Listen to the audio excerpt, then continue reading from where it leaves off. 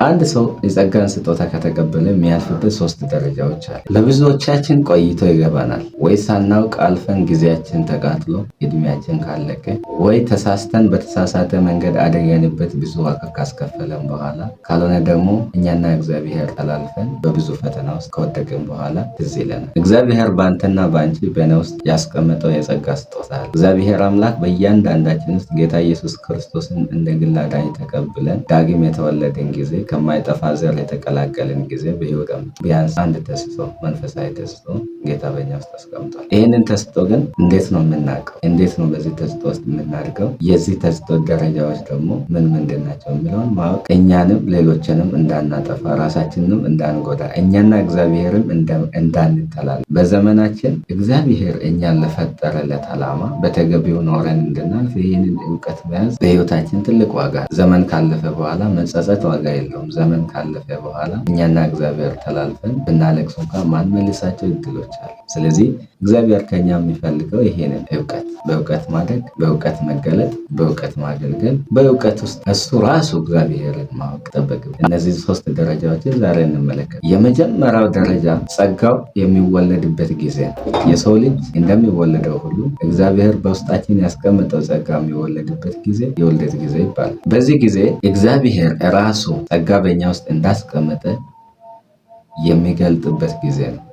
እግዚአብሔር በተለያዩ መንገድ መጽሐፍ ቅዱስ እንደምለው እግዚአብሔር በአንድም በሌላም ይናገራል። ስለዚህ በተለያዩ መንገድ እግዚአብሔር በእኛ ውስጥ ጸጋን እንዳስቀመጠ የሚናገርበት ቦታ አለ። ለምሳሌ በእኔ ውስጥ የማስተማር ጸጋ ከተቀመጠ የሚገልጥበት ቦታ፣ በእኔ ውስጥ የትንቢት ጸጋ ከተቀመጠ የሚገልጥበት ቦታ፣ በእኔ ውስጥ የጥበብ ሆነ ኃይልን የመግለጥ ሆነ እግዚአብሔር ያንን የሚያሳውቅበት ቦታ ጸጋው የሚወለድበት ስፍራ ይባላል። በሁለተኛ ደረጃ ጸጋችን የሚያድግበትና የሚመገብበት ቦታ። ጸጋ ልጅ ተወልዶ እንደሚያድግ ሁሉ አድጎ እስከሚመገብ ከእናቱ እቅፍ እንደማይለየው ሁሉ ጸጋችን የሚያድግበትና እግዚአብሔር አምላክ እኛን የሚያሳድግበት ምዕራፍ፣ ያ ምዕራፍ ጸጋችን የሚያድግበት ምዕራፍ ይባላል። ብዙዎቻችን ስል እኔንም ጨምሮ እግዚአብሔር ጸጋውን ውልደቱን ያሳወቀን ዕለት ለመገለጥ እንሯል። ነገር ግን ጸጋው የሚያድግበትና እግዚአብሔር አባብሎን ወስዶን የሚያስተምርበትን ምዕራፍ በአግባቡ ካልሄድን የተቀበልነውን ጸጋ በአግባቡ መስጠትም ማካፈልም ተጽዕኖ ማምጣትም አንችልም። ስለዚህ እግዚአብሔር በዚህ ምዕራፍ ውስጥ ጌታ ኢየሱስ ክርስቶስ ከድንግል ማርያም እንደተወለደ እግዚአብሔር በጥበብ በሞገስ በእውቀት ያሳድገው ነበር። በዛ ሁሉ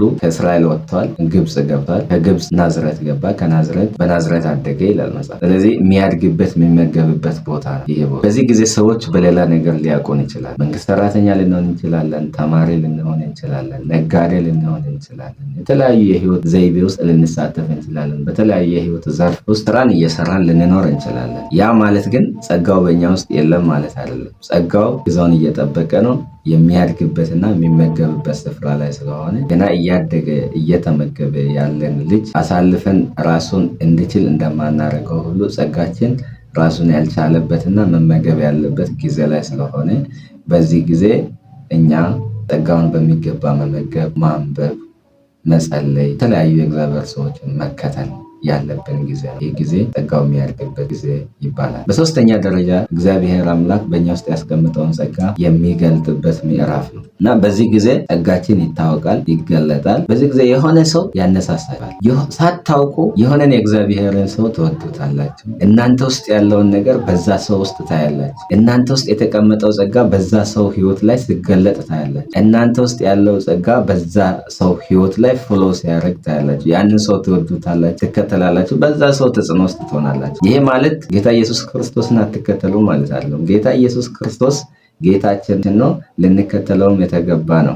ዕብራውያን ምዕራፍ 12 ከቁጥር 1 ላይ እንደምለው የእምነታችን ፈጻሚ እና ጀማሪውን ክርስቶስን ተመልክተን በፊታችን ያለውን ሩጫ በትዕግስት እንሩጥ እንደሚለው እኛ ልንከተለው የተገባን ጌታ ኢየሱስ ክርስቶስን ነው። ነገር ግን እግዚአብሔር ደግሞ በዘመናችን ኢያሱ ሙሴን እንደተከተለ፣ ኤልሳ ኤልያስን እንደተከተለ እግዚአብሔር የምንከተለውን የምንወደውን የእግዚአብሔር ሰው ይሰጠናል። በዚህ ጊዜ ያንን ሰው እንከተላለን፣ ሰማያት ይከፈታሉ። ጌታ ኢየሱስ ክርስቶስ ሰዎች ያወቁት በዮርዳኖስ ወንዝ ላይ ነው። ትንቢት ነበረው፣ የእግዚአብሔር ልጅ እንደነበረ፣ መሲህ እንደነበረ፣ ይጠበቅ የነበረው ክርስቶስ እንደነበረ ይታወቅ። ነገር ግን ለሕዝብ የተገለጠው በዮርዳኖስ ወንዝ ላይ መጥምቁ ዮሐንስ ሊጠመቅ ስል ሰማያት ሲከፈቱ የእግዚአብሔር መንፈስ በእርግብ አምሳል በሱ ላይ ሲወርድ ከላይ የሚወደው ልጄ ይህ ነውና እርሱን ስሙት የሚል ድምፅ ሲመጣ ሰማያት ሲቀደዱ፣ ሰማያት ሲከፈቱ፣ የገሃነም ደጆች ሲደነግጡ የክርስቶስ መገለጥ በዛ ቦታ ላይ ሆነ። ከዛ በኋላ እስከዛች ቀን ድረስ ክርስቶስን የሚያውቀው ሰው አልነበረም። ከዛ በኋላ ግን ዝናው ወደ አገር ሁሉ ወጣ። እግዚአብሔር የመገለጥን ምዕራፍ እስከሚያመጣ በተለያዩ የህይወት ዘይቤ ውስጥ ልንመላለስ እንችላለን። ያ ማለት እኛ ውስጥ ያለው ጸጋ የለም ማለት ሳይሆን እግዚአብሔር እያሳደገን ነው፣ የመገለጥን ህይወት እያመጣ እንደሆነ ማመን አለብን። ጸልያለሁ እግዚአብሔር አምላክ የማደግ ጊዜያቸውን በሚገባ ጨርሳችሁ ወደ መገለጥ እንዲያመጣችሁ በክርስቶስ ኢየሱስም ጸልያለሁ።